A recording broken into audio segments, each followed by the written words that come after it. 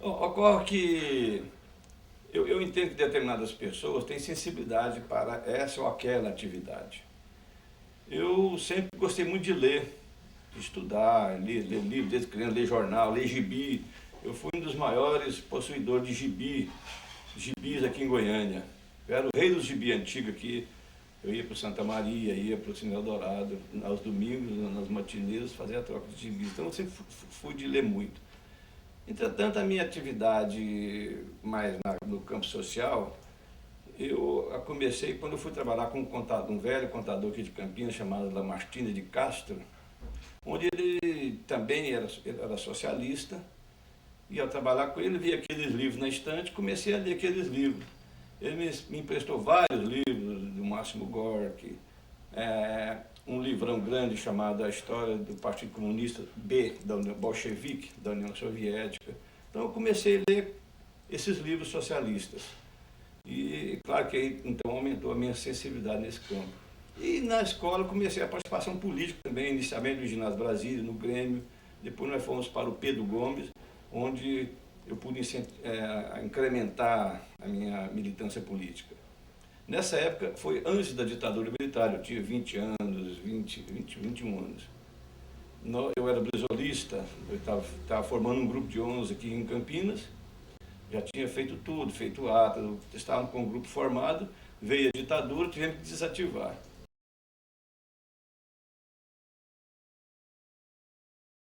Era uma organização que o Leonel Brizola tinha, que se formava no país inteiro vários grupos de 11 pessoas.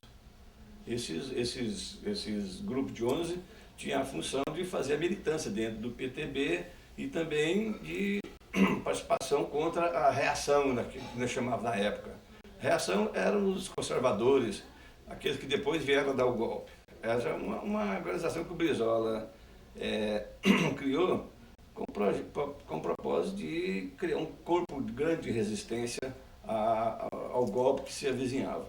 A Rádio Marinque Veiga, do Rio de Janeiro, era o veículo de comunicação do Grupo dos 11, que mandava as diretrizes para o país inteiro. Já havia uma série de indícios de que a reação, os reacionários, planejavam um golpe. Já havia desde aquela época, porque Goiás também tem uma participação muito ativa na chamada rede da legalidade, onde se lutou para que o Jango pudesse tomar posse depois da renúncia do Jânio Quadros.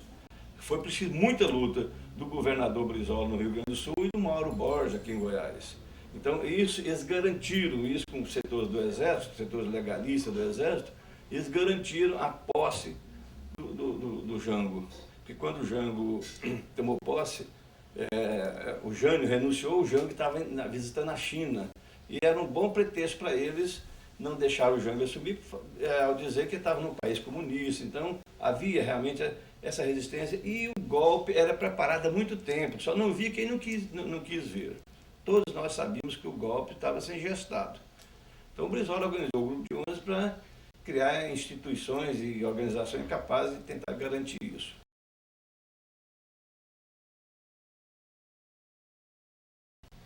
Então depois eu vi o golpe em 1º de abril de 64, eu tive que desativar o meu grupo de 11 aqui de Campinas. E desses 11, restaram 4. Foi eu, um primo meu, o Homero, que hoje é médico em Cuiabá, o meu colega de classe, o Zé Fernandes da Silva, e o Josias, que era um carteiro, trabalhava no Correio. Então nós continuamos a discutir as questões políticas e aprofundamos no estudo de filosofia, no estudo de história. Chegamos a elaborar alguns projetos meio malucos, que alugamos um barracão lá na Vila Santa Helena. Naquele tempo a Vila Santa Helena era muito isolada até de Campinas. Alugamos um barracão lá, cotizaram, cada um pagava uma parte. Nos reuníamos uma vez por semana lá para fazer um estudo de filosofia e estudo de história.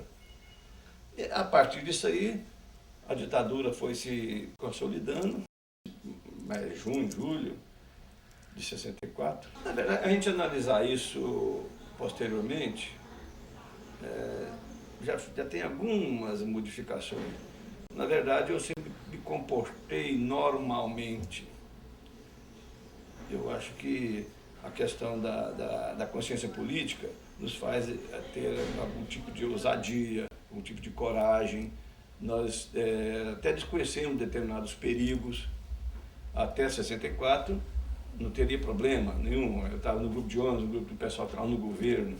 Com o advento da ditadura, houve aquela expectativa, aquela perplexidade. Eu não sabia direito como é que era aquilo. Pensava-se na época que seria apenas um golpe para tirar o Jango, que o PSD reassumiria logo em seguida as rédeas da coisa, com a candidatura de Juscelino e tal. Ou havia uma concepção desse sentido, que seria apenas um golpe para tirar o Jango. Então, houve um refluxo geral do movimento social, só que com isso aí os militares da ditadura, da linha dura, avançaram e apanharam o gosto pelo poder e alejaram primeiro a esquerda, depois os liberais, depois os democratas, e foram alijando todo mundo. Mas no começo isso não foi assim de apavorar, de assustar. A gente tinha a expectativa de que aqui pudesse durar pouco. Entretanto, com o aprofundamento da ditadura, nós também nos aprofundamos nos nossos estudos, é claro que tínhamos cuidado, e Goiás é um estado periférico, apesar do Jango ter tido um apoio muito grande aqui ao ele assumir, tinha brigado com o Mauro, o PTB tinha brigado com o PSD, principalmente em Goiás, e o Mauro já tinha se desligado do PTB, do Jango.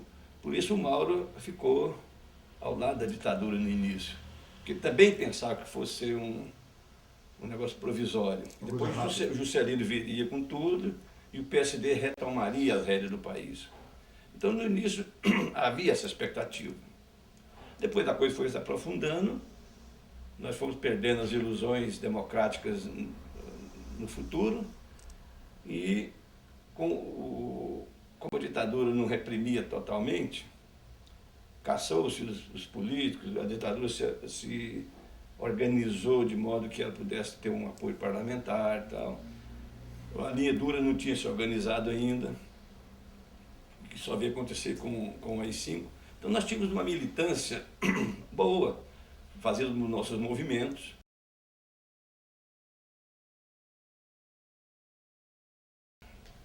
Resolvemos criar um embrião do que poderia ser um grupo de guerrilha. Para planos mirabolantes, planejávamos comprar um pedaço de terra nas proximidades de Goiânia, fazer um treinamento militar, e para isso nós chegamos até a implementar algumas coisas concretas. Nós não compramos a terra, nós compramos um binóculo e um revólver 22. Quer dizer, para começar uma guerrilha contra a ditadura militar, naquele tempo nós achávamos que já era qualquer coisa de apreciável. Isso posto, eu já era conhecido aqui em Campinas, esse grupo nosso do Pedro Gomes, a gente militava muito no Grêmio. Eu não sei como, apesar de nós continuarmos reunindo só nós mesmos, muito secretamente, um dia nos apareceu o Sebastião Gabriel Bailão, propondo conversar com o nosso grupo. O Bailão era remanescente do desarticulado Partido Comunista, queria conversar com a gente. Mas nós éramos classe média, estudantes. Eu não acreditei muito naquela conversa do Bailão. Falei, ó, conversei umas 3 vezes com ele. Eu falei assim, não, eu não vou pôr meu grupo para conversar com um cidadão assim. Eu não conhecia direito, um camponês, então eu não acreditei muito, não pus muita fé. Cada um podia formar o grupo dos 11, a bel prazer, por isso só comunicava, vou ter um grupo de 11 aqui. E como nós éramos 11, é provável que algum desses remanescentes tenha comunicado com esses outros membros de esquerda aí, e contado para alguém que nós tínhamos esse grupo. Me apareceu também um dia o James Allen, querendo conversar comigo, com o nosso grupo e tal. Eu também, o James Allen já era muito perseguido, eu também conversei com ele algumas vezes, mas deixei para lá. E, então, quando o Bailão nos procurou, nós conversamos algumas vezes, eu não pus muita fé, porque essa operária, e eu não achei a conversa dele convincente. A gente era estudante, era outro meio de luta, né? E aí, percebendo isso, o Bailão era muito sagaz, muito ativo, muito vivo, ele nos pôs em contato, falou, não, vou pôr vocês para conversar com um intelectual nosso aí. E nós marcamos uma reunião com o Elbio de Brito, que é já falecido há muito tempo, era um companheiro extraordinário, grande conhecimento, equilibrado, muito excepcional o Elbio. Nós conversamos com o Elbio e gostamos da conversa com ele. Ele, como Bailão, nos fez a proposta de irmos para o Partido Comunista Brasileiro. Então, depois de várias conversas, nós aceitamos. Então, foi criada, depois de 64, a primeira base estudantil do Partido Comunista, acho que em Goiás, que foi no Pedro Gomes.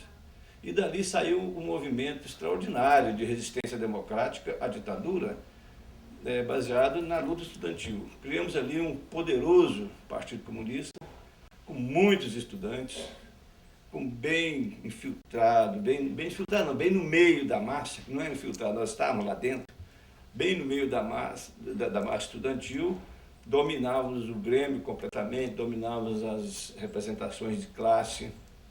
Então, e aí criamos um movimento ali que fizemos vários embates contra a ditadura, onde houve uma greve lá. Essa greve, modéstia à parte, foi comandada por mim, quando houve a notícia de que o Tarzan de Castro tinha sido morto pela ditadura. 66. Em 66. Eu, sem saber, que nunca tinha visto Tarzan de Castro, achei aquilo um absurdo, e a gente procurava pretexto também para motivar a resistência democrática. E lideramos uma guerra no Pedro Gomes, onde houve a invasão, a chegada da polícia, o quebra-pau, tiros e mortes. Morreu um soldado lá, houve uma greve poderosa no Pedro Gomes, e isso tudo resultado do movimento que nós tínhamos ali. E esse movimento do Pedro Gomes só foi desbaratado com o advento do AI-5. De 64 a 68, Pedro Gomes foi um dos núcleos poderosos da resistência democrática no meio estudantil aqui em Goiânia, e era comandada pela nossa base de estudantes do Pedro Gomes. Em 66, 67, nós criamos os grêmios, ampliamos os grêmios estudantis. Nós usamos a seguinte motivação. Partimos muito, começou do Pedro Gomes isso. Procuramos as outras escolas, como 5 de Julho, o Liceu, várias escolas, o Liceu menos, mas várias escolas, com o pretexto de fazermos concurso de oratória. Para que esse concurso de oratória? Naquele tempo podia-se fazer isso, existia uma certa liberdade. Então, ao fazermos os concursos de oratória, nós podíamos ficar conhecendo aqueles estudantes que falavam contra a ditadura, que expressavam contra a ditadura, que combatiam a ditadura. E assim sendo, a gente já se aproximava daquele estudante, passava material para ele, ia conversando, e tivemos condições de incentivar a criação do Partido Comunista em várias escolas de Goiânia. Fazendo com que essas pessoas participassem da direção do Grêmio, muitos ganharam as direções dos Grêmios, então isso ajudou a criar um bloco de resistência muito grande contra a ditadura no meio juvenil, no meio dos estudantes. Tinha o Pedro Gomes, o Grêmio, tinha um trabalho extraordinário do ponto de vista cultural, do ponto de vista de lazer. Nós fazíamos baile lá no Grêmio, fazíamos concurso de oratória, concurso de poesia, concurso de contos. Nós tínhamos uma vida cultural intensa. Eu saí do Pedro Gomes em 68, o pessoal continuou lá, continuou até quando houve a prisão do pessoal, que aí desmantelou o Grêmio, expulsou os remanescentes lá do Pedro Gomes, que era o Paulo Jesus, que era o presidente, o Stepano Cessian, o Eli, expulsaram lá mais de 20 pessoas do Pedro Gomes. Com isso, eles já desmantelaram o Grêmio, já em 68, né?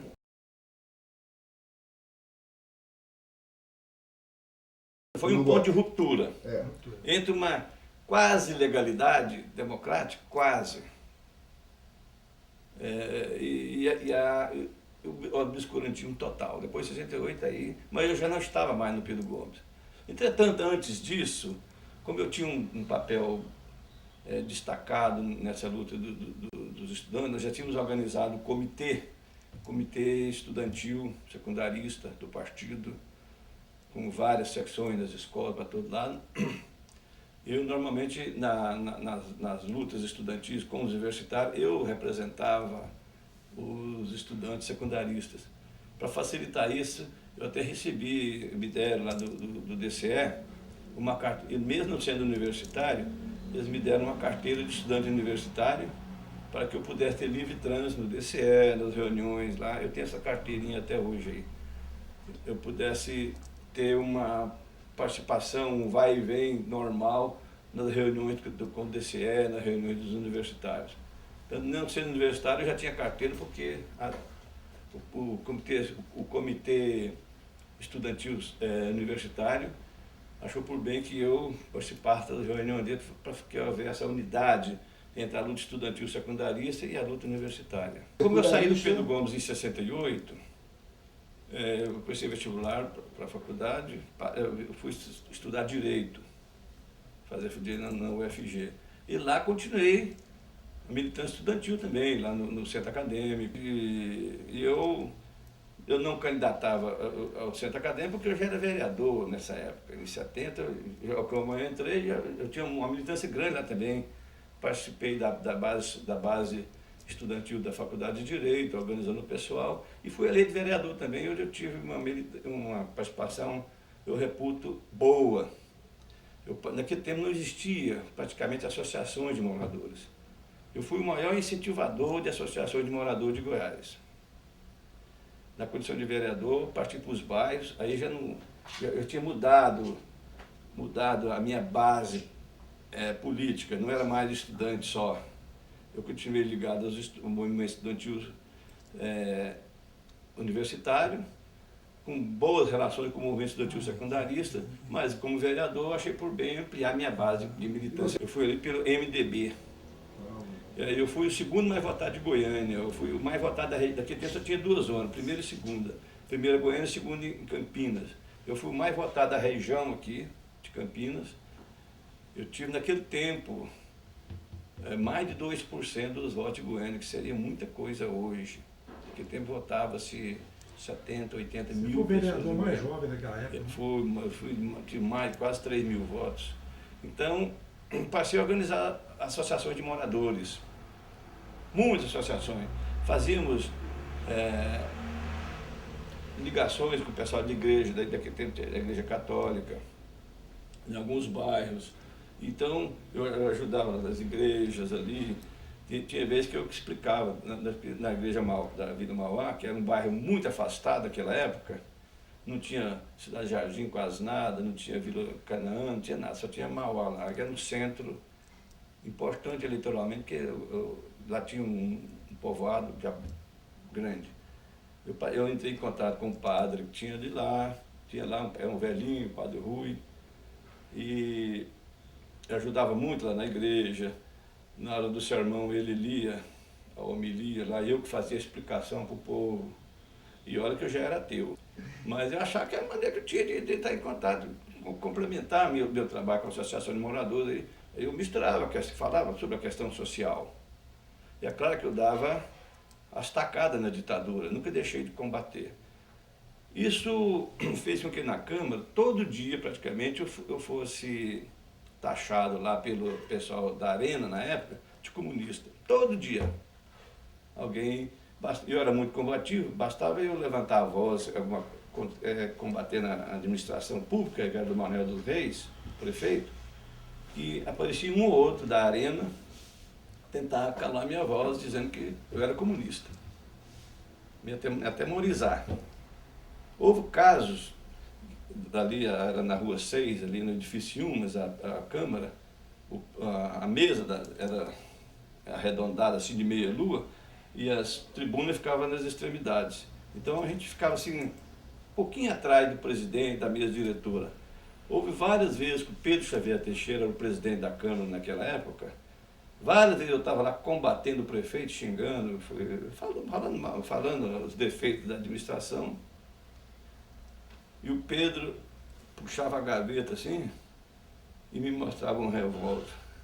Fez isso várias vezes, tentando me atemorizar. Isso não me preocupava, não parava, isso não me impediu.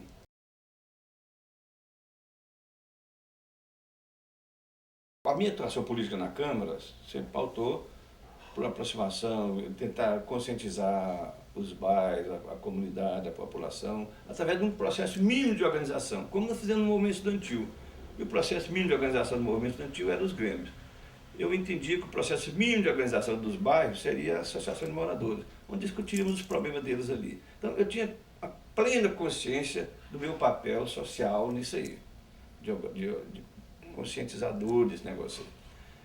E agora, fazendo um trabalho do Partido Comunista também, que era uma organização que se refez rapidamente, modificou muito a sua tática para enfrentar a ditadura, mas manteve muito de alguns princípios que não condiziam com a nova realidade. Nós não acompanhamos bem.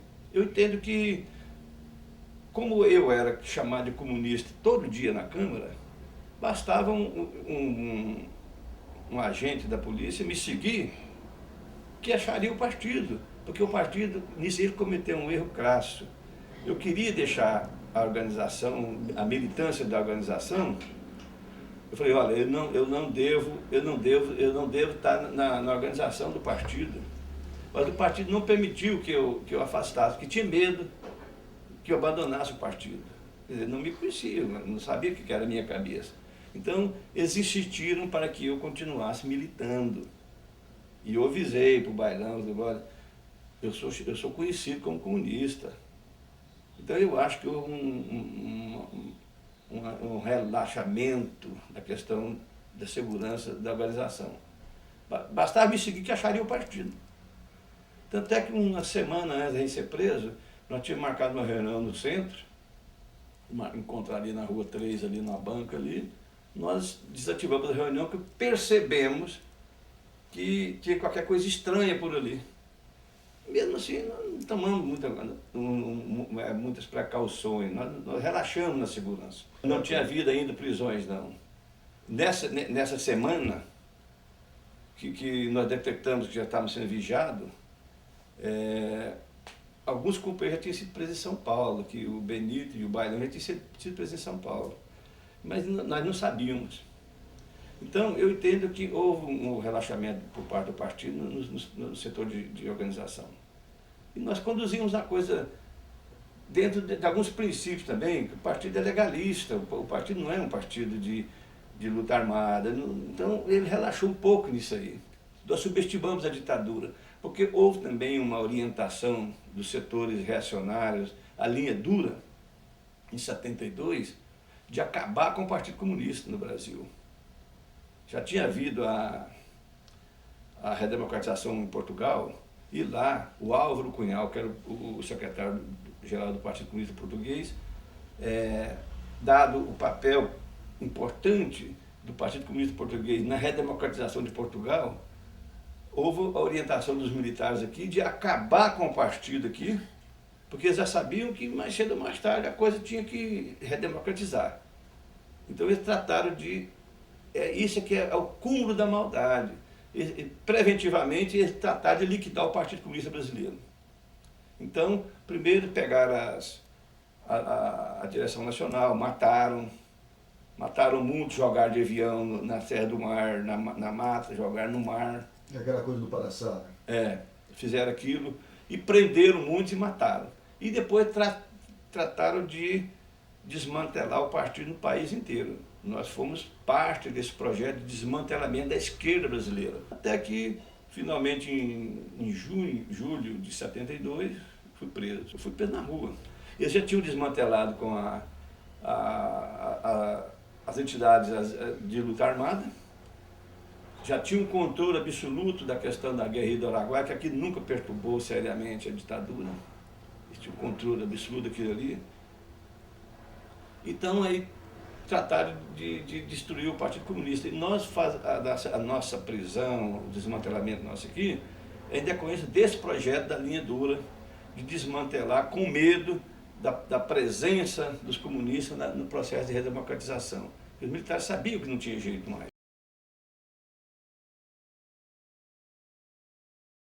Porque, na verdade, depois eu fiquei sabendo mais disso, que eu tive preso em Brasília há muito tempo, e lá tive contato com ex-guerrilheiros, ex-mateiros, ex-camponeses lá do Araguaia, e pelo que eu percebi na época, a ditadura cozinhou aquela guerrilha ali o quanto quis. Aquela guerrilha nunca ofereceu perigo real para a ditadura. Mas os setores da linha dura, os setores mais reacionários do Exército, precisavam daquilo para justificar a repressão em cima de toda a sociedade brasileira. Mostrar que aquilo ali era um perigo. Então eles exageraram aquelas brigas, aquelas lutas. Depois eu conversei com muitos soldados também que tiveram lá. Aquilo nunca ofereceu real perigo para a ditadura. Mas eles usaram aquilo à vontade, até quando quiseram, para poder justificar a repressão. Eu fui tratado como prisioneiro de guerra. Foi naquele período, que era um clima de guerra do país, e usaram como pretexto a guerrilha do Araguaia, coisa que não, realmente a guerrilha do Araguaia nunca ofereceu perigo. Na verdade, quem caiu foi o Partido Comunista inteiro. Tinha advogados, tinha professor, tinha todo mundo. Alguns foram presos diretamente, foram para a cadeia, para o DSBC, depois para Brasília. E muitos foram apenas identificados como participantes das organizações de base, não chegaram a ser presos, mas foram chamados para ir lá depor e atemorizados. Então, mais ou menos, eu não sei bem, uns 70 pessoas. Mais ou menos. Eu acho que mais ou menos 70 pessoas.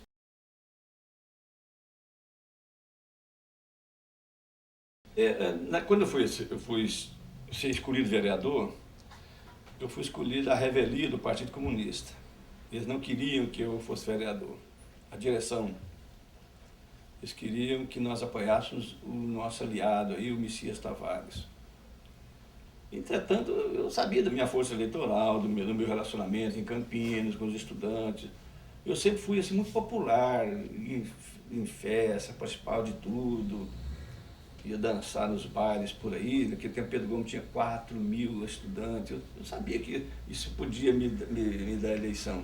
Então eu tinha convicção disso. Mas a direção do partido não queria que eu fosse candidato. Tinha uma política de aliança, que a gente apoiasse um aliado nosso, que era o Messias Tavares. E aí fomos para um pleno, chamado pleno, onde se discutiria a indicação de candidato. Na verdade, eu usei a força que eu tinha dentro do movimento estudantil, secundarista, e lá nesse pleno houve votação, nós éramos maioria, eu fui indicado para ser candidato também. Mas ainda mesmo assim, fizeram uma malandragem comigo. Puseram a direção, o Bailão e o outro, o Davi, outros caras, os companheiros, fizeram uma malandragem ainda, puseram como prioritária a candidatura do aliado, a minha é secundária. O partido alugou na rua 8 com a 3 ali, um apartamento lá ficou, alguns companheiros foram para lá, no comitê do Messias. E o resto. Então, houve essa questão, eu fui eleito, e lá o Messias é um cidadão democrata, naquele tempo ele era mais posicionado na esquerda, um cidadão correto, Messias Tavares. E fiquei 1 ano e meio só como vereador. Quando eu fui preso em julho, a Câmara estava em recesso, 17 de julho, por aí. Quando voltamos em agosto, ninguém falou nada, não teve um pronunciamento. Na verdade, eu fui atingido praticamente por todos os instrumentos legais, de leis da ditadura militar. De exceção. Da lei de exceção. Primeiro, o meu mandato é um negócio incrível. Agora que depois que eu lembrei, eu fiquei sabendo que o Delfonso se manifestou. Tiveram outros vereadores falaram que me contam, falaram, João, eu falei sobre isso lá na Câmara, mas eu acho que não teve muito isso não. Havia um medo também, né? Eu peguei as atas daqueles dias, Nem no dia que eu fui substituído pelo suplente, o suplente não falou nada sobre mim. Nada, nada, nada. Então, realmente existia um medo. Eu não desculpo, não. Existia um medo muito grande de manifestar qualquer coisa a respeito dos comunistas. Eu fiquei sabendo como lá a Câmara distribuía algumas bolsas de estudos do MEC. O MEC mandava para a Câmara distribuía para os vereadores. Eu peguei as minhas bolsas de estudo e distribuí para alguns companheiros. E quem fazia essa distribuição era o Zeus Moraes, que era o secretário da Câmara na época. Então, depois disso, o Zeus me falou que os militares perguntaram para ele: que negócio é aquele, João Silva, distribuindo bolsa de estudo aí, não sei o que e tal. Não, a bolsa de estudo foi para todos os vereadores. Então, meu mandato foi cassado, não houve, de qualquer maneira, a Câmara, como órgão, não protestou praticamente com peso, a não ser fato isolado igual o professor Ildefonso Avelar, que me substituiu lá sem problema nenhum, sem tocar no assunto. Pelo menos nas atas não falam, se houve no discurso lá, não sei, mas nas atas não falam nada sobre. É provável que eles tenham tirado das atas as coisas, não houve.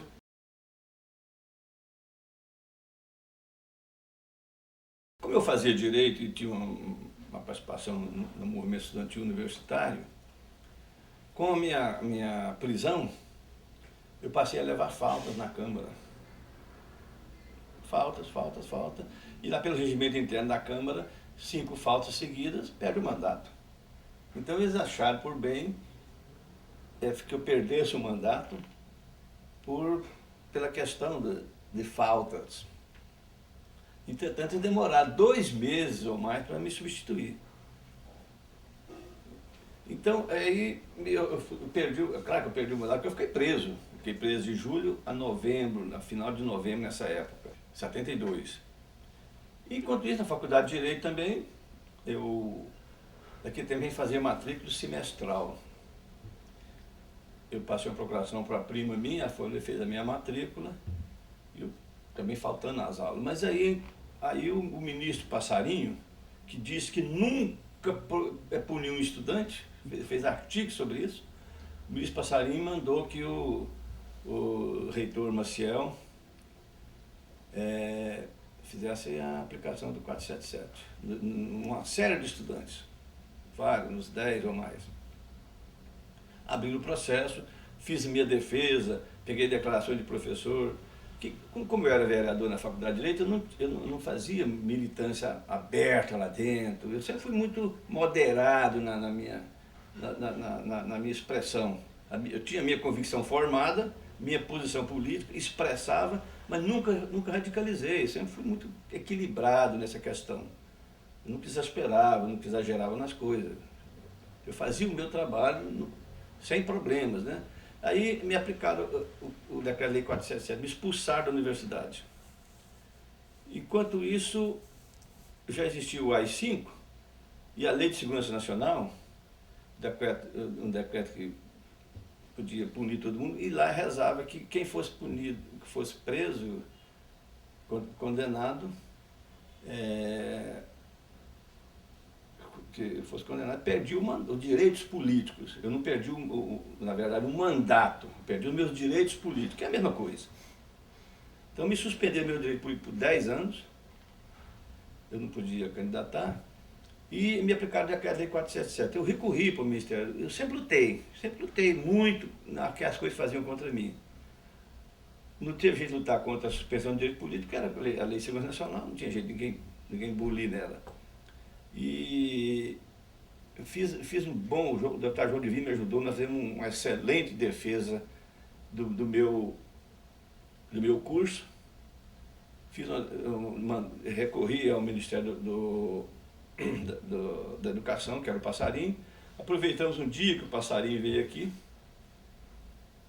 cavamos uma audiência com ele, onde alguns estudantes punidos, o Valdir Camargo, acho que o Abrão Marcos, alguns estudantes que tinham sido punidos e estavam no final do curso já, deixaram terminar o curso. Aplicaram o decreto para deixar terminar o curso. No meu caso, eu, o Washington, acho que o Talvin e outros aí, o passarinho não aceitou o nosso recurso. E como ele tinha deixado alguns estudantes estudar, eu continuei frequentando a aula, por aquiescência do ministro. Um dia eu estava lá na Faculdade de Direito estudando, o Quintiliano Blumenschein, é um nazista que tinha aí, que já morreu, ele é professor da universidade também, bate a porta lá e fala, cadê o João Silva Neto? Eu falei, sou eu, professor. E lá da porta. Por favor, queira se retirar da sala, você está expulso, você não pode estudar na universidade. Todo mundo escutou, assim, os alunos, ficou um pouquinho aberto. O professor,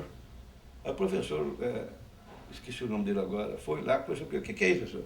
Não, aqui, ó, esse aluno é subversivo, não sei o que, recorreu, o ministro tinha permitido, mas agora já homologou a suspensão dele. Ele tem que se retirar. O professor foi digno comigo. O professor está dando aula na hora. Eu disse, não, professor, deixa eu terminar minha aula e eu saio. E a hora que terminou a aula, eu fui lá, o professor ficou esperando lá, o outro, Quintiliano Blumenschein, me ficou esperando na porta. Cheguei lá, então, com papel, uma fotocópia do Diário Oficial, homologando a minha suspensão, não sei o que, não sei o que. Por favor, queira se retirar da aula. Fazer o quê? Né? Aí, como eu estava fazendo a universidade, e antes eu trabalhava, antes de ser vereador, eu trabalhava no escritório de contabilidade do meu irmão. Eu tinha experiência de contabilidade, mas não tinha o curso de contabilidade. Pensei comigo, bom, eu estava fazendo a universidade, eu vou matricular na escola secundária e fazer o curso de contabilidade. Matriculei lá no 5 de julho, lá no bairro Popular. Então lá, primeiro dia de aula, eu fiquei na última carteira lá, quietinho, escondido, 73, 74, não sei bem. Eu tenho até a carteira de estudante de lá ainda, pelo menos não me valeu, porque eu ia para o cinema pagando meia. No primeiro dia de aula, eu fiquei lá na última carteira, lá, estou lá, quietinho, entra o professor. Era meu colega de faculdade. Ele não me viu lá não. Fazendo a chamada lá, fulano, João Silva Neto. Eu presente, professor. Ele olhou assim, eu vi que ele mudou o jeito, assim, continuou fazendo a chamada. Tá. Ao que terminou a aula, eu falei, João, o que você está fazendo aqui? Poxa, você lá na faculdade, você é um bom aluno brilhante lá, você sabe as coisas muito mais do que eu, pô, eu vou ser seu professor aqui. Eu disse, não, Zé, fica quieto aí. Contei para ele o caso. Estudei lá uns 25 dias.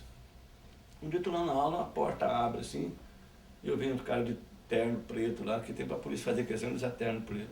Olhando para dentro assim e tal, olhou assim para mim e fechou.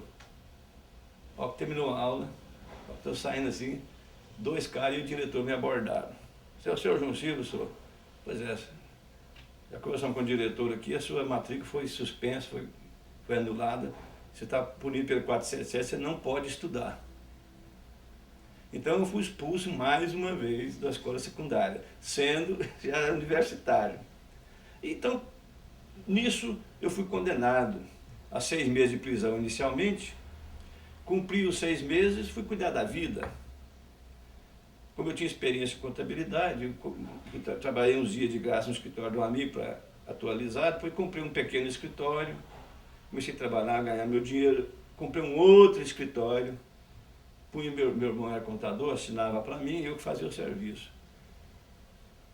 Fui cuidar da vida, arrumei a namorada, fiquei noivo com ela, faltando 20 dias para o casamento, os convites todos esparramados, já tudo acertado. E vem a notícia de que veio a polícia e me prendeu de novo. Polícia Federal. Eu falei, não, mas por quê? Já cumpri minha pena de 6 meses. Não, o promotor militar recorreu e aumentaram a sua pena para 2 anos. Aí me levaram de novo para o CEPAIGO. Eu já tinha ficado uma temporada no CEPAIGO e fui para o CEPAIGO para cumprir o resto da pena. Pelo Código Penal Militar, condenado a 2 anos, cumprindo 1 ano, pode sair em liberdade condicional. Então eu suspendi o casamento, eu não ia casar, não tinha jeito de casar na cadeia. Adiamos o casamento Eu fui para a prisão. Eu me reputo um cidadão psicologicamente equilibrado, sempre fui. O meu comportamento na prisão foi muito. Eu mentalmente, nos meus depoimentos, eu me sustentei bem, eu reputo isso, sem falsa modéstia. Eu me sustentei bem naqueles momentos duros do interrogatório, debaixo de pancada, de choque, de tudo. E depois disso também, eu sempre mantive equilíbrio. Até ajudei muitos companheiros na cadeia. Na verdade, o processo de prisão não é à toa que o direito penal mundial estabeleceu a prisão como um castigo. Aquilo ali é algo para desestruturar o cidadão, desestabilizar o cidadão. Se o cidadão não for muito equilibrado, ele não se sustenta não, ele desorganiza a cabeça. Aqui no DSBC eu procurei manter aquilo ali, uma autorreflexão violenta, rememorei minha vida inteirinha, busquei aquilo que pudesse me fortalecer, as minhas coisas do passado, as minhas coisas que pudesse aumentar a minha convicção. Eu fiquei preso alguns dias num banheiro no DSBC, onde banheiro azulejado, só tinha o vaso e uma pia e um colchão, uma espuma, colchão de espuma. E à tarde o sol dava ali dentro, virava um forno. Não tinha jeito de tomar banho direito, para lavar as partes de baixo aqui, eu punha uma cueca, tampava o vaso, fazia um poço d'água, lavava essa parte de baixo, a parte de cima lavava na pia, quando lavava a pia, molhava o colchão, aquela confusão e um calor enorme. Mas depois me transferi para uma outra sala lá, onde tinha uma janela dessa, tinha uma parede assim, a janela seria para 2 salas. Eu notei que do outro lado, no outro cômodo, tinha alguém preso lá. E a gente fica naquela dúvida, não sabia se era um cômodo normal de frequentar soldado ou preso mesmo. Mas com o passar do dia a gente percebe a movimentação, o cara vinha trazer comida para a gente, trazer para o outro e tal. Aí eu comecei a bater. E o vaso é tudo junto, de um lado do outro a parede dividindo, parede alta. Eu percebi que quando o cidadão estivesse lá no vaso, eu dava um sinal qualquer. Bati no Vitor, fazia um movimento qualquer. Um dia, a pessoa do outro lado, eu bati várias vezes, a pessoa não respondia. Um dia respondeu. Aí eu perguntei se tinha caneta. Aliás, eu tinha uma caneta, a caneta deixava me escrever o relatório, escrevi no papel higiênico e joguei pela janela, assim, a greta da janela. Joguei lá, porque eu vi que a pessoa estivesse lá no banheiro. Passado um dia, a pessoa respondeu, era o Zé Fernandes, lá do outro lado. E fizemos várias correspondências, escrevendo em papel de papel higiênico. Na verdade, o Zé Fernando é meu compadre. E o Zé Fernando foi meu colega de Pedro Gomes, colega de estudar filosofia, de festa, ele gostava de dançar também. Nós íamos nas festinhas todos os finais de semana. Meu amigo, um amigo mesmo. E eu notei que o Zé Fernando, nós já éramos materialistas naquele tempo. E como eles ameaçaram a Terezinha, a mulher dele, e ameaçaram a filha dele, o Zé desequilibrou. Falou que realmente, naquele momento ali, está fazendo reflexão, achava que tinha uma entidade superior, isso, o quê, passou a acreditar em Deus lá dentro. E eu escrevi uns bilhetes para ele assim, mal educado pra caramba, sabe? Para chamar a atenção dele, porque eu vi que ele não estava normal, eu conhecia o Zé. Conheci muito. Passei vários bilhetes para ele assim, mas brabo mesmo. Chamando a atenção dele para valer. Eu tenho a impressão que isso ajudou. Depois ele disse que ele ajudou bastante. Então, depois me levar para Brasília, levar para o PIC. Primeiro, nos levar na Rádio Patrulha, que tempo existia a Rádio Patrulha. Nós fomos 4 pessoas aqui para Brasília. Foi eu, o Washington, o Zé Elias e um outro não sei quem agora. Nós fomos levar para Brasília nas condições piores possíveis. Fomos 4 pessoas ali naquela rabeira ali da Rádio Patrulha, com um pneu todo empoeirado, todo sujo. E quando saí aqui do DSBC, eu só pedia para me arrumar as roupas e não falava nada para onde a gente ia. O Código Penal Militar também proíbe remoção de presos primeiro à noite e sem conhecimento da família do advogado. Bem, não existia lei nesse sentido. Nos levaram para Brasília, deixaram alguns companheiros lá na PE e eu e o Zé Elias falaram assim, ó, esses dois aqui vão para o esquadrão. Naquele tempo existia essa conversa do esquadrão da morte, que matava, eu pensei, estou morto. Não tem jeito agora. Pensei que eu fosse morrer debaixo de tortura lá. Só abrindo um parênteses, uma das noites que eu fui torturado aqui, no ligar os fios nas orelhas aqui, ó que dá o contato, o processo é igual do modo contínuo, do motor. A gente, ó que liga, a gente mexe assim com a cabeça. Nesse sentido. E se dá choque continuamente, você vira, a sua cabeça fica assim, ó, igual do motor. Só não roda porque o pescoço não deixa.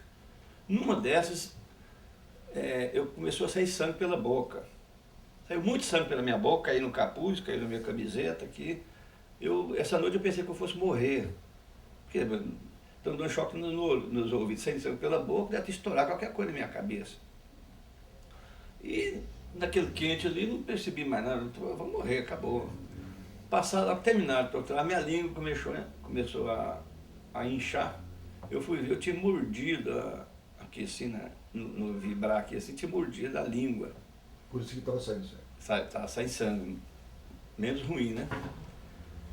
E inchou muito a minha língua, o corte foi grande. E eu pedia remédio, lá não deram jeito, eu fiquei uma semana quase sem comer, fiquei magrinho. Não tinha jeito de engolir nada.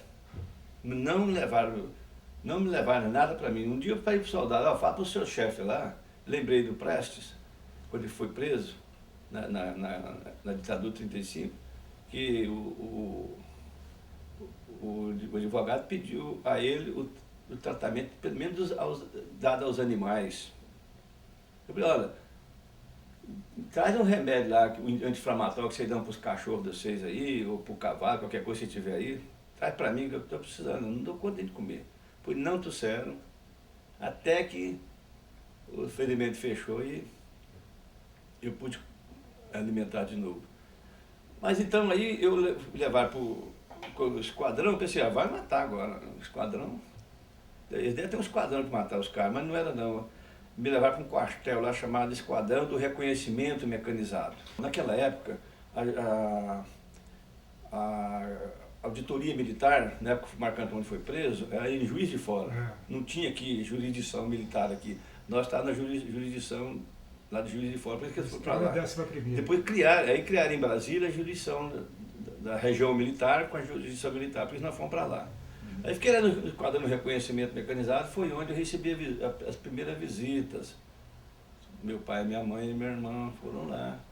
Eu queria ter, no momento, eu sempre procurei ser forte nessas situações, eu queria ter dado uma demonstração para meu pai e minha mãe de tranquilidade, de firmeza e tal. Mas a hora que eu os vi, eu desmanchei. Caí em prantos convulsivos mesmo. E eles ficaram lá uma meia hora, eu chorando copiosamente, com a maior raiva de mim, não dar conta de conter o choro. Mas não tinha jeito, né? Hoje, se acontecesse isso, eu choraria tranquilamente. Naquele tempo, e naquela situação, eu não queria dar demonstração de fragilidade. E para todos os efeitos, esse mundo machista, nós chora fragilidade. Foi só meu pai e minha mãe sair e acabou o choro. Mas eu fiquei muito pesaroso comigo. Então eu fiquei algum tempo no esquadrão do reconhecimento mecanizado. Lá é onde tem os tanques, aquele barulho de tanque o dia todo ali. E com muito custo consegui tomar um banho de sol. Chamei o diretor lá do quartel e tal. Aí me levar para o pátio lá com uns 4 ou 5 soldados, tudo de metralhadora. Delimitar lá no canto, você pode ficar só aqui nesse pedacinho, 2 metros por 2. Tomei sol lá poucas vezes, depois me levar para o pique. O pique era um inferno. Lá tinha uma série de celas individuais e 2 celas coletivas. Eu já tinha ficado sozinho aqui no quartel de Goiânia e no quartel lá de Brasília, onde fiz muita reflexão sobre a vida, procurei me fortalecer naqueles pontos fortes meus. Então, para mim, eu aproveitei bem esse tempo.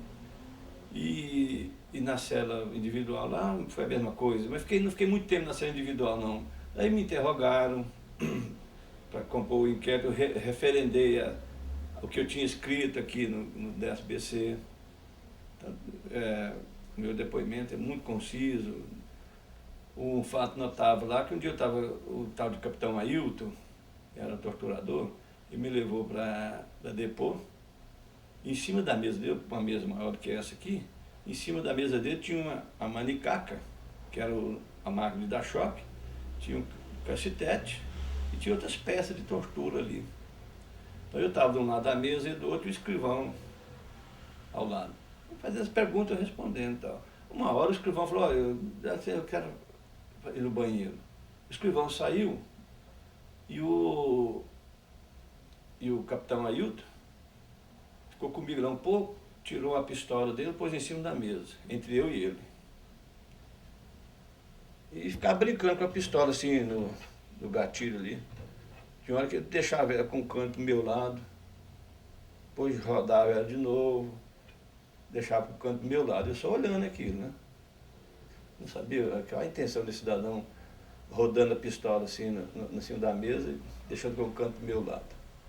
Passado um pouquinho ele saiu e deixou a pistola lá, em cima da mesa, assim, né? Como se fosse aquilo. Aí eu imagino aqui, mas que diabo é isso aqui? Mesmo o cara sai e deixou a pistola dessa aqui. Se fosse um cara irresponsável, eu saía dando tiro. Fiquei lá uma meia hora sozinho mesmo na sala, com a pistola na minha frente. Passado um pouco, o escrivão veio ele e continuaram o interrogatório. Mas aí eu fiquei algum tempo na sala, na cela individual, me interrogaram e tal, fizeram as peças processuais necessárias lá, e aí me levaram para o coletivo X1. Tinha um X1, X2.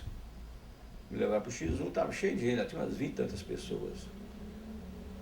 E estava lá o Zé Porfírio, estava lá o Geraldão, estava lá o Aguinaldo, o Dom Bailão não estava não. Tinha o Geraldão, né, o Zé Porfírio. E um fato inusitado lá, que cheguei lá, o Zé Porfírio e o Geraldão, eles dormiam no mesmo beliche. E o Zé Porfírio dormia na parte de cima do beliche, e o Geraldão na parte de baixo. E o Porfírio não fumava, e o Geraldão fumava o tempo todo, com cigarro de palha. E eles viviam brigando, eles brigavam muito por causa do problema da luta, de Trombas e Formoso, que tinham concepções diferenciadas da luta. Mas lá eles brigavam muito por causa da fumaça. Aí eu chamei os dois e falei assim, ó, vem cá, vamos fazer o seguinte, ô Porfírio, você vai para o meu beliche lá o meu companheiro de beliche não fuma, e eu fico aqui com o Geraldão. Eu também não gostava de fumaça, mas não queria ver os dois brigar por causa daquilo. Trocamos de beliche, numa boa. Aí eu perguntava, eu ficava conversando muito com o Zé Porfírio, perguntando sobre a luta, como é que era, tá? Porque eles ficavam lá estudando, estudando matemática, conta de somar, de multiplicar, ficavam estudando lia um pouquinho e tal, a gente tinha livros lá. Isso é que época? Em 72. Eu perguntava, Zé, conta mais para mim sobre a história de Trombas Formoso, sobre sua vida. Ele falou, não, João, não vou contar não. Você é intelectual. Naquele tempo tinha essa separação intelectual, camponesa. Nós éramos intelectuais para ele. Você é intelectual e você vai querer escrever sobre minha vida, mas eu que quero escrever. Eu achava engraçado isso aí. Mas o ruim dessa cela lá, pra gente, que quando a gente saiu da cela individual para a cela coletiva, a gente já convivia com mais gente, então a gente saía do isolamento completo. O primeiro dia que eu cheguei à cela coletiva lá, eles me puseram para conversar, não sei com quem, estava na outra cela lá, subia no beliche assim, e em cima assim tinha uma grade, não tinha vidro, não tinha nada. E me puseram para conversar com alguém que estava na outra cela lá. Eu fiquei no maior medo do mundo. Mas eles já tinham controle, mais ou menos, do movimento de soldado ali. Havia uma forma de comunicação lá dentro, assim, se comunicavam. E o maior medão do mundo, me puseram para conversar com alguém lá, nem sei quem.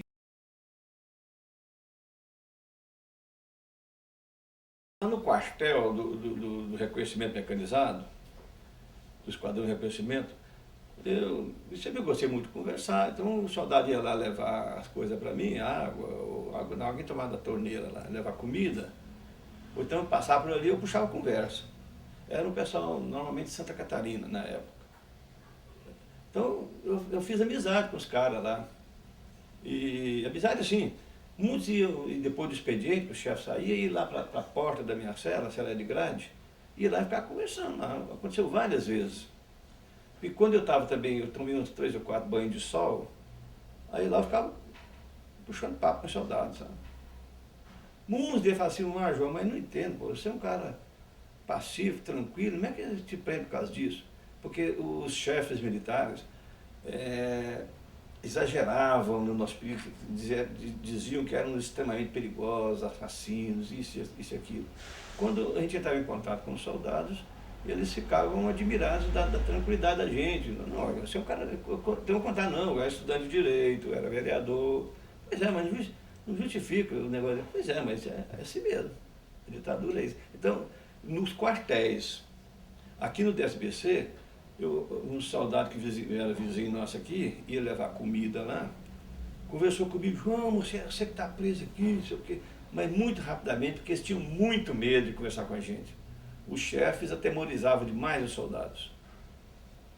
Um dia, eles vigiavam a gente muito. Um dos meus prazeres que eu tinha aqui no DSBC, eu subia assim, com o pé numa pia, assim, longe, assim, num canto, e ficava de pendurar no vitrô, ficava vendo os aviões descer e saírem do aeroporto. Um dia eu estou lá olhando assim, pela fresta do vitrô, veio 2 soldados lá assim, andando, de frente para o prédio, lá no primeiro andar. Os caras me viram assim, o cara arrancou da pistola e apontou para mim, eu pulei. Depois desse dia eu fiquei com medo.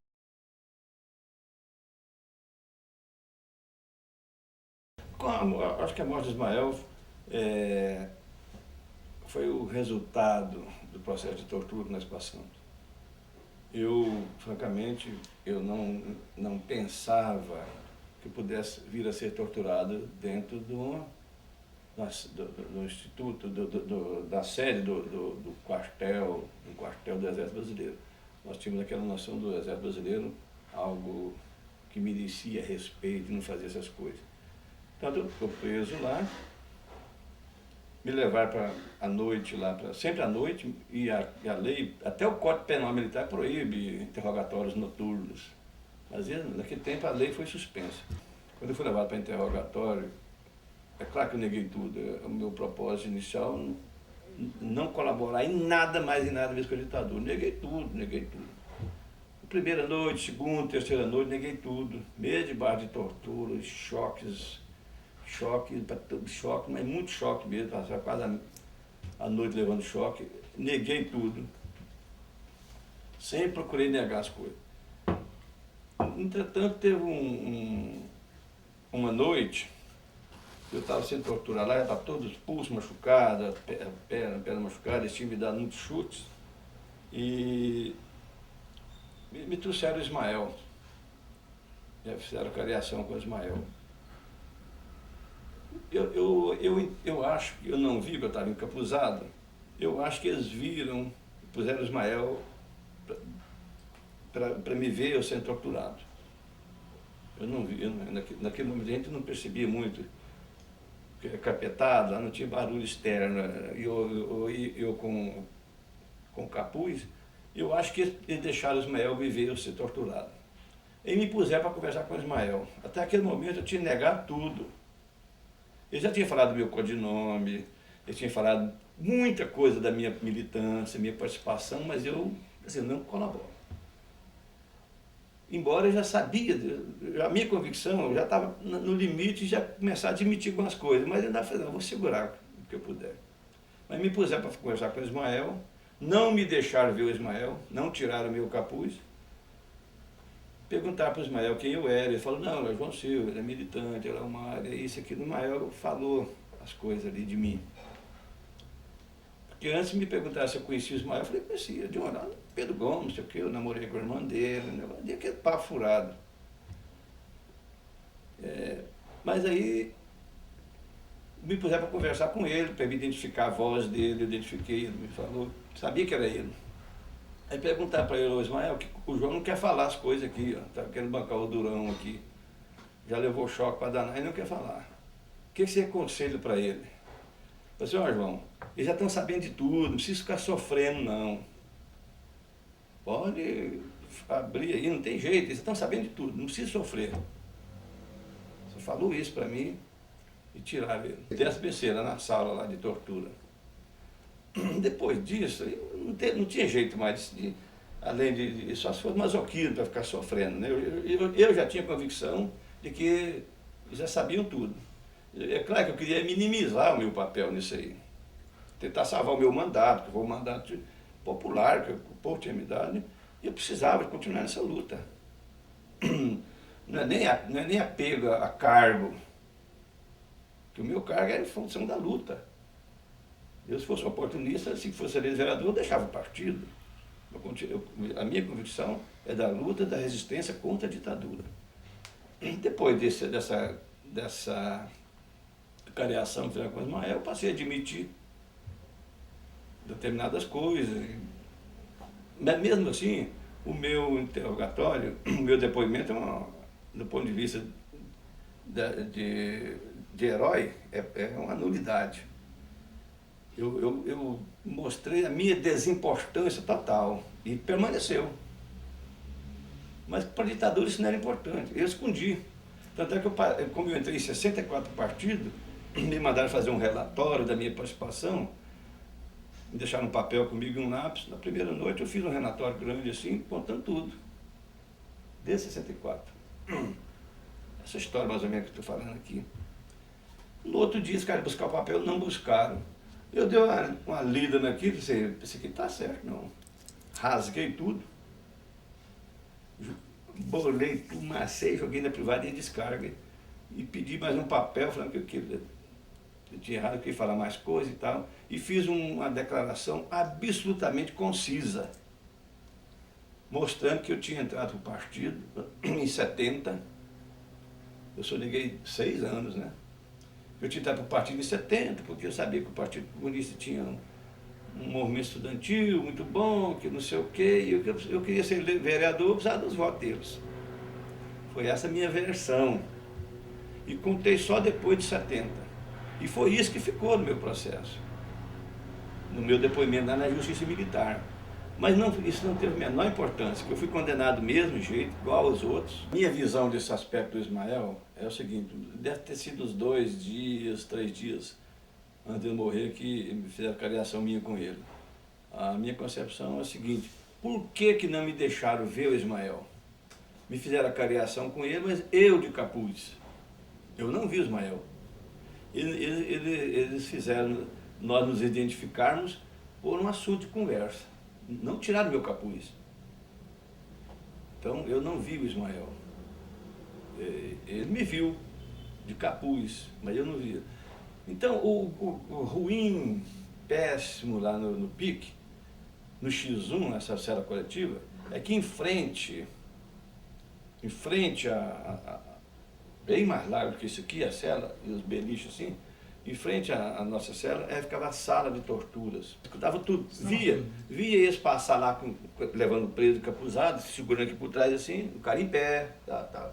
Depois aquele barulho infernal lá dentro, gritos, pancadaria e tudo, e passado algum tempo, 1 hora, 2 horas, dependia, a gente via passar lá os soldados carregando o cara pelos pés e pelos braços. O cara não voltava em pé. Não voltava. Encapuzado. Via só a cabeça do soldado passando. O muro era alto assim, via só a cabeça do soldado passando. Mas é enorme tortura. E não tem tortura maior do que... Isso acontecia no DSBC. Aqui, a gente estando preso ali, a gente aguçava. Naquele tempo eu ouvia bem. Depois de tanto me deram telefone, choque, eu perdi boa parte da audição. Mas naquele tempo eu escutava bem, nós começamos a acompanhar, identificar sons externos. Eu sabia quando, que 5 horas da tarde, dava o toque lá do quartel de reunir e tal, para dispensar os soldados. Os soldados que serviam lá normalmente iam embora. Aí ficava só o pessoal do quartel. E começava a escurecer, começava a chegar. A gente ouvia o barulho dos carros. Tinha uns 3 ou 4 carros, a gente distinguia o barulho de cada um, porque a gente olhava pela janela lá do Vitor, via os carros passarem. Então a gente sabia os carros da polícia, dos torturadores que vinham chegando para interrogar a gente. A hora que a corrente do quartel caía, a gente sempre ouvia. Agora a tortura maior é quando a gente ouvia, eu estava lá dentro da cela, dentro da cela, vinha o cara balançando a chave. É incerteza. Vendo balançando a chave. Quando passava pela cela da gente era um alívio, mas quando o cara metia a chave na cela da gente, era uma loucura. Você quase estourava a cabeça, porque você sabia que você ia ser levado para tortura. E lá no pique era pior ainda. E era constante? A toda noite. Ou passava balançando a chave para pegar outros companheiros que estavam em outras celas lá, ou batia na cela da gente. Então, essa era uma tortura perene, toda noite tinha isso. E lá no pique, pior. Lá quando o cara saía, já saía da sala de tortura lá com a chave. Quando saía, passava pela nossa... Porque nós estávamos lá jogando dama, jogando coisas, lendo, batendo papo ali, aquele monte de gente. Alegre ali, tranquilo. Quando o cara passava, já vinha, a tensão aumentava tremendamente. Quando passava por a gente, ficava aliviado. Mas quando o cara vinha e já metia a chave na fechadura da nossa cela lá, coletivo, aí a nossa moral ia a zero. Aí o cara, fulano de tal. Não é o caso de voltar morto, não, mas voltava arrasado. Arrasado mesmo, foi torturado. Pô. E aí aquela noite para nós, então, perdi, não dormi. A gente já não dormia direito à noite, que eu presenciei foi mais ou menos de início, final de agosto até novembro, quando eu saí de lá. Agosto, setembro, outubro, novembro, 4 meses lá. Direto, toda noite. Então, esse clima é um clima tremendamente mortificante, terrível. E é toda noite, e é gritaria, pancadaria, e lá no pique não tinha menos contato de preso com soldado, não tinha nada a ver. Porque a orientação que eles nos davam daqui do SBC e lá, à medida que o cara chegava lá na cela coletiva, não. Na cela coletiva eles chamavam o cara, fulano de tal. A gente ia lá para a porta, ele vinha, punha o capuz na gente, soldado mesmo, não escondia a cara não, ele levava. Mas aqui no DSBC, a orientação que eu recebi, assim que era a porta fechada, assim que batesse na porta, era para mim ir para o lugar mais distante da porta, pusesse as mãos na parede e abrisse as pernas. Aí chegava por trás, me vestia o capuz e me levava, não via ninguém. No pique, eles usavam mais ou menos o mesmo instrumento nosso aqui, é o cacetete, né? Pancadaria e choques. Choque elétrico. Essa já é uma técnica antiga também. É uma cadeira de ferro, senta o cara ali e liga os fios nele. Depois de 64, o ponto 4, que é uma área de atuação do 4º Exército Americano, no Canal do Panamá, com o advento dessas ditaduras sul-americanas aqui, o ponto 4 começou a treinar as polícias civis, militares, levar para lá. E lá começa, depois de certo tempo, com o acirramento da guerra do Vietnã também, eles começaram a ensinar tortura. Foi onde houve um aprimoramento dos torturadores com determinados métodos e técnicas de tortura. Eles aprimoraram isso depois de 68. Eu do pique eu fiquei até novembro. Fui solto, no finalzinho de novembro, deixaram passar as eleições, me recomendaram que falaram, olha, nesse tempo eu não tinha me aplicado a Lei de Segurança Nacional ainda não, eu estava em fase de inquérito. Eles falaram para mim, ó, nós queríamos te caçar o mandato, mas por enquanto não tem mais ninguém para ser caçado, o presidente da República não vai caçar só você. Então, e não tem grupo para ser caçado agora. Nós vamos te soltar aqui agora, mas se você tentar reassumir o seu mandato de vereador, nós te prendemos na hora. Então você não vai reassumir. E não tinha condições mesmo de reassumir, né? E já tinha até me substituído lá, mas os caras não certamente faz isso para atemorizar. Então eu fui solto em final de novembro de 73, voltei para Goiânia, de 74 aí veio a condenação, a Polícia Federal me prendeu de novo, fui para o CEPAI, fiquei 2 meses no CEPAI, cumpri a pena dos 6 meses. Voltei a cuidar da vida, como eu já contei antes.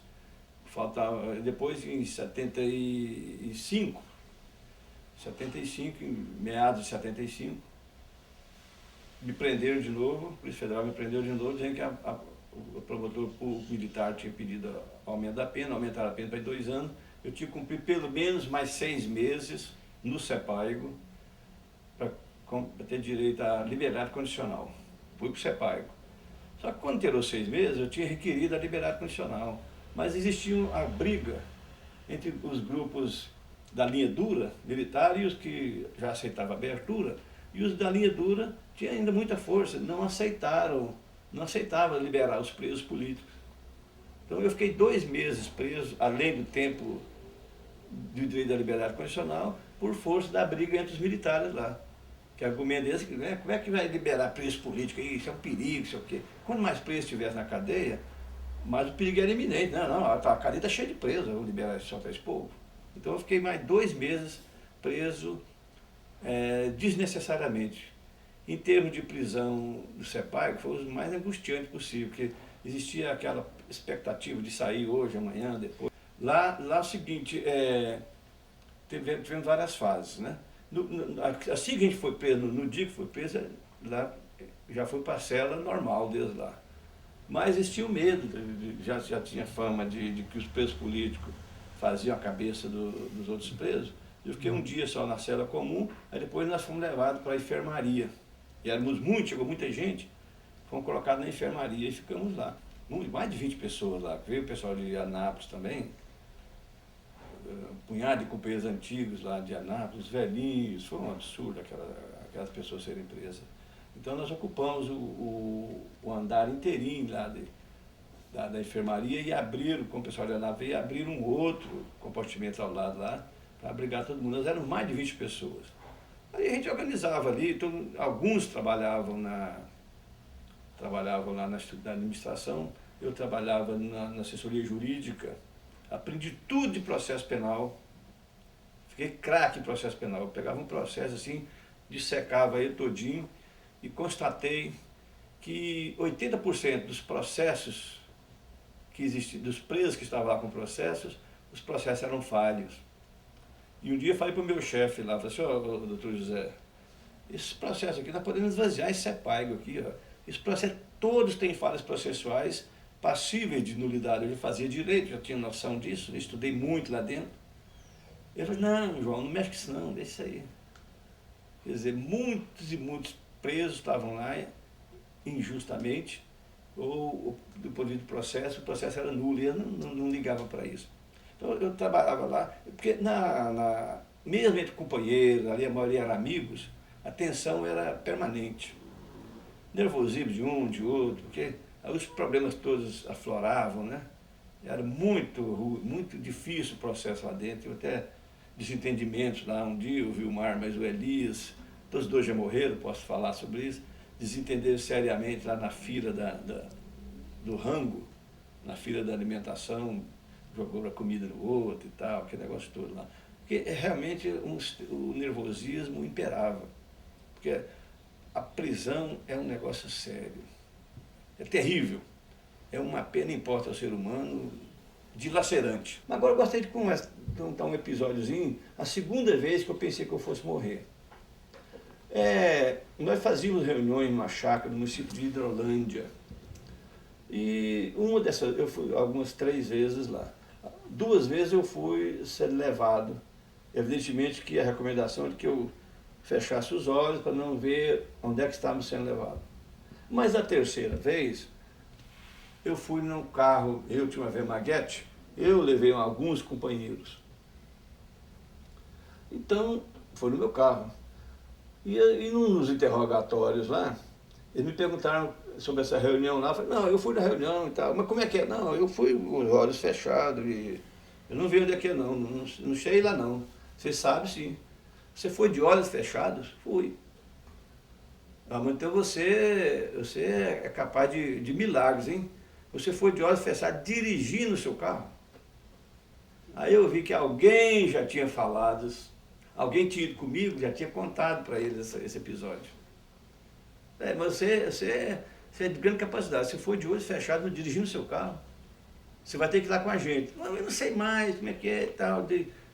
Me puseram dois agentes da polícia, me puseram no carro e fomos lá para Hidrolândia.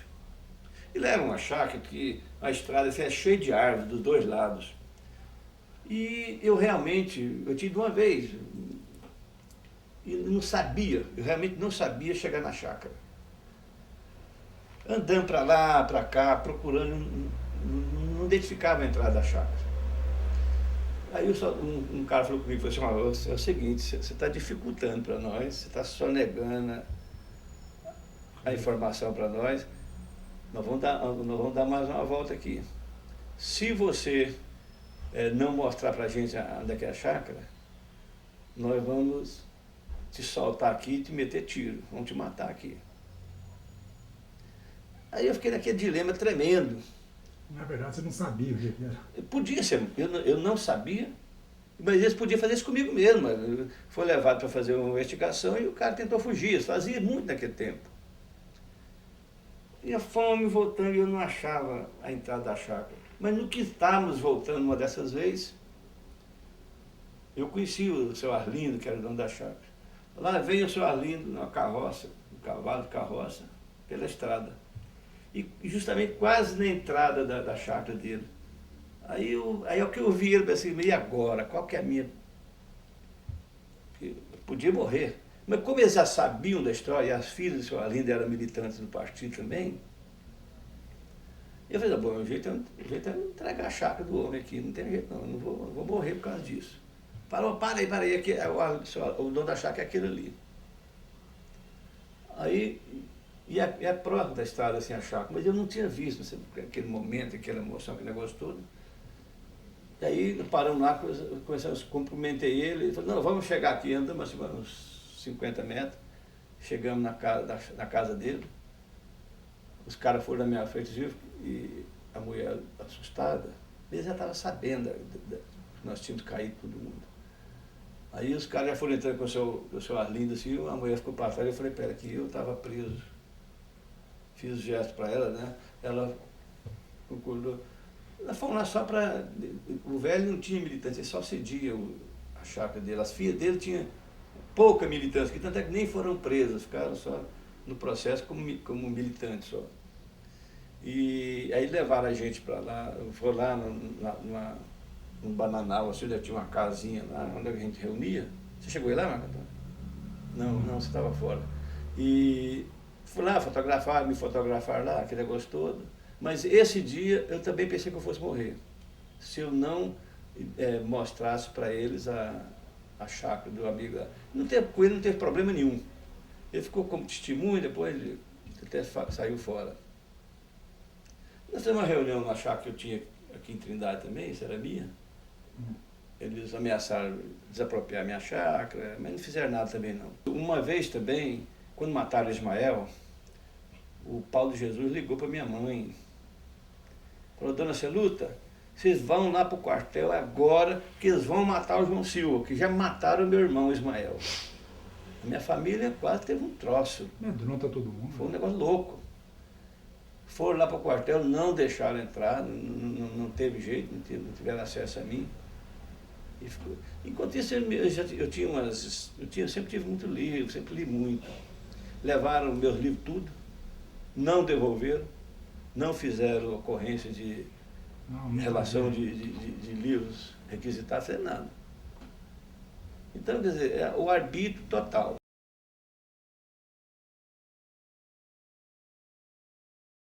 Eu fiquei em 75 preso até fevereiro de 76. Aí, depois que eu saí, não tinha muita esperança não. Mas havia um certo relaxamento. Tanto é que, onde eu acho que eu cometi algumas loucuras, assim que eu voltei também, mesmo em liberdade condicional, todo mês eu tinha que ir lá na Polícia Federal assinar um termo de comparecimento. Mesmo assim, eu passei a ajudar, militar algumas coisas do partido, organizar alguma coisinha, ajudar os companheiros. Eu sabia que era um risco também, mas a gente não media muito consequência não, a gente tinha uma convicção de que tinha que lutar contra a ditadura, que determinados riscos a gente tinha que correr.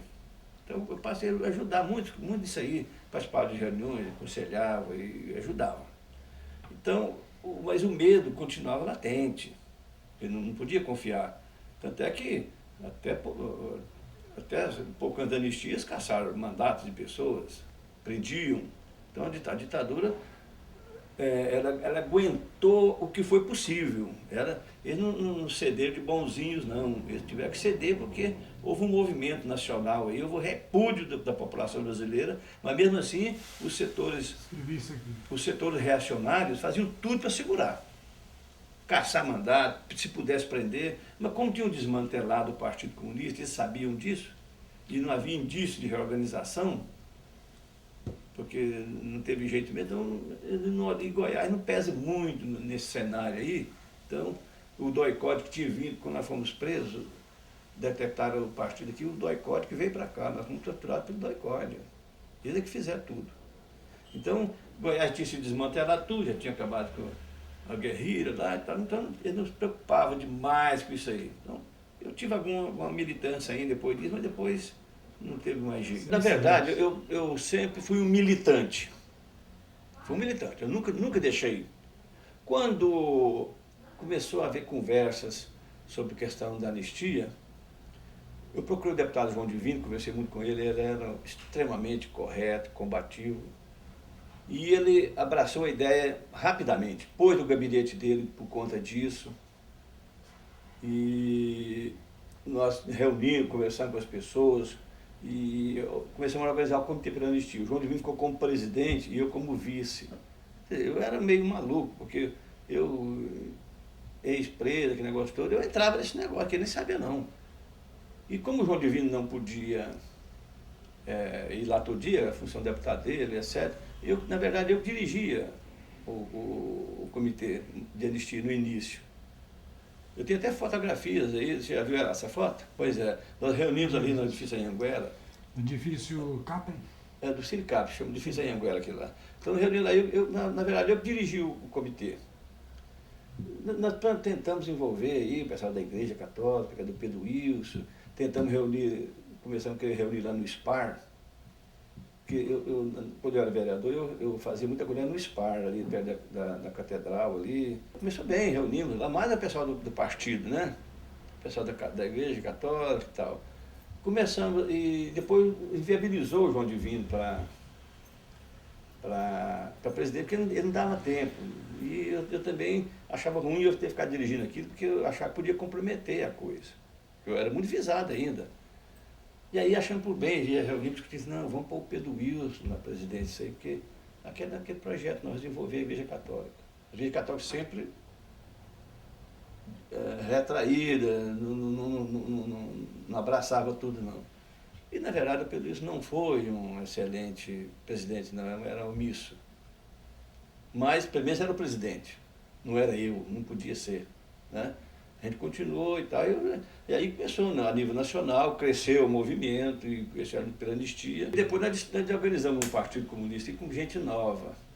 Entrou o Elias Rácio, o Pedro Célio, muita gente que foi muito bom nessa época. E não é pessoa marcada. E o PCE também tinha uma militância grande na faculdade, o PCE era um cidadão inteligentíssimo, muito ponderado. Então ele tem uma militância boa. Hoje eu acho que isso merece uma avaliação bastante ampla. Primeiramente, o ser humano sempre se movimentou por convicções, por ideologia, por corrente de pensamento, forma de luta. Naquele tempo, junto com a questão democrática aqui no Brasil, que eu já tinha perfeita noção de democracia e ditadura, eu tinha convicção democrática já, mas tinha também a socialista. Naquele período, o socialismo era uma alternativa viável. Então, tinha a embasar a nossa luta o princípio socialista e a questão democrática. Então, isso nos levava. Nós acreditávamos que o socialismo seria a solução para os problemas do povo. Como eu acho que o capitalismo não é a solução para o problema do povo, é a solução para o problema da classe capitalista, como está acontecendo aí agora. Eles pensam neles mesmos, né? O lucro, etc. Mas naquele tempo nós tínhamos nos embalar a questão democrática, principalmente, porque na verdade, quando eu entrei para o Partido Comunista, eu entrei sem ser comunista. Eu tinha lido coisas e tal, mas não tinha. Porque ser comunista é um militante. O cara só que milita numa organização. Você pode conhecer Marx de fundo, até o fundo, conhecer Lenin e tal, mas se você não milita numa organização, você não é. Então, você tem que ser militante para ser comunista. Então, quando entrei para o Partido Comunista, eu não era nem militante, não era nem comunista. Eu entrei para lutar contra a ditadura. E, para mim, isso valeu a pena sempre. A luta pela democracia. Essa é a minha convicção, democrática. Até hoje, eu não gosto de muita coisa do PT, porque eu acho que esse povo não é democrático.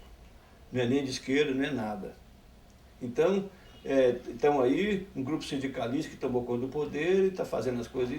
As questões básicas da sociedade brasileira estão sendo deixadas de lado, as principais. Fica aí um grupo sindicalista tomando conta do país, os banqueiros levando lucros extraordinários, fazendo doações aí para os pobres, 10 milhões de cesta básica, vai fazer mais 5, amortecendo a luta desse pessoal, a convicção desse. Então, eu acho que tem muita coisa que me faz ainda ser um militante da causa democrática. Não é nem comunista mais, que eu não estou mais no Partido Comunista, e nem ele existe mais como era no meu tempo. Mas eu tenho a convicção democrática de que muita coisa tem que ser feita pelo povo ainda. Eu acho que valeu a pena a luta, o sacrifício da gente, foi algo que tivemos que passar por isso, tivemos que tolerar, eu não esperava isso. Nós no partido tínhamos uma noção, e a sociedade brasileira, que o Partido Comunista, aliás, que o Exército Brasileiro era aquele que se recusou a mandar os soldados ir atrás de escravos na época da escravidão. Isso permaneceu. O Exército legalista, o Exército que não torturava.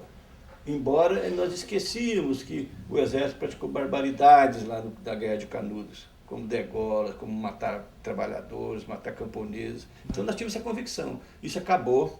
Eu acho que o Exército hoje é capaz de tudo, de qualquer coisa, mas felizmente ele está enquadrado dentro das normas democráticas. Eu acho que valeu a pena. Eu fui um dos que perdeu muito disso aí do ponto de vista pessoal.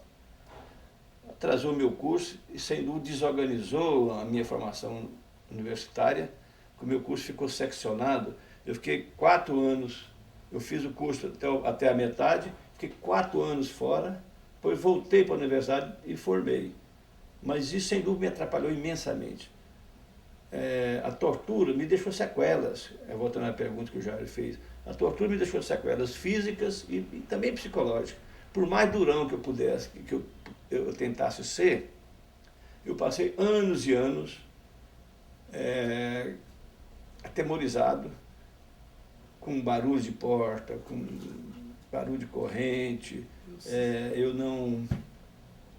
Eu acordava à noite sobressaltado, tinha medo. Muitas vezes acordava assim, sem saber onde eu estava. Eu não ficava nem em boteco, eu não gostava de ficar com as costas viradas para fora, para a porta, para lá de fora. Eu precisava ter um mínimo de controle sobre o ambiente, porque eu fiquei inseguro durante anos. Ainda bem que eu sou ateu, senão eu acho que seria pior para mim, com a cabeça que eu tenho, se eu não fosse ateu. Uma questão que eu ressaltar, o fato de eu ser presidente de uma entidade que congrega ex-presos políticos, ex-perseguidos, demonstra que eu mesmo, depois de 64, nunca deixei de lutar. Participei daqueles movimentos, depois participei do movimento pela anistia, ajudando a dirigir o movimento, a luta pelas diretas, uma das grandes glórias que eu tenho é ter falado na Praça Cívica, naquele palanque ali para milhares de pessoas. Eu era vereador na época, aqui para mim foi algo extraordinário. E depois eu entrei nessa luta para lutarmos pela reparação econômica. Então, eu sempre estive na luta, nunca deixei de lutar. Agora, eu acho deplorável que os governos de Fernando Henrique, do Lula, do Itamar nem tanto, naquele tempo a luta não estava ainda muito consagrada, tenha, principalmente agora, o Lula, que é um anistiado, foi vítima da ditadura também, ele permita que a Advocacia Geral da União faça um parecer onde fique isentando os torturadores de punição.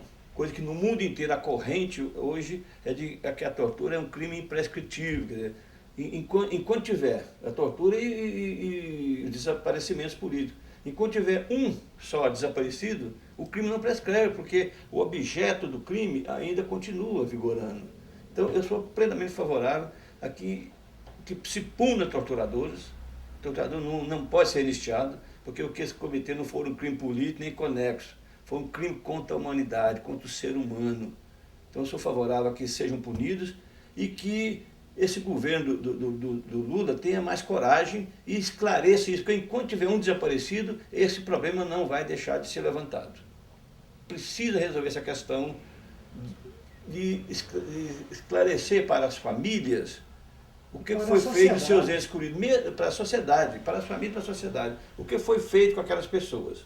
Enquanto houver isso, nós não vamos deixar de, primeiro, punição dos torturadores, segundo, esclarecimento do desaparecimento e das mortes dos presos políticos. Os arquivos da ditadura. Eu acho que é um absurdo o resquício de ditadura que existe ainda, porque no Brasil existe muita coisa da ditadura ainda. Existe um monte de leis da ditadura, existe uma lei de imprensa aí, da época da ditadura, existem códigos militares, tudo é da ditadura. É preciso extirpar da sociedade brasileira, das estruturas políticas brasileiras, os resquícios de leis da ditadura. E esclarecer o problema do desaparecido, porque enquanto não houver isso, esse problema não está solucionado. Continua sepultado. E infelizmente, o Brasil está sendo pressionado pelo exterior, principalmente pelo pessoal da Espanha, e até da Argentina, do Uruguai, no sentido de esclarecer isso. Na Espanha estão tentando punir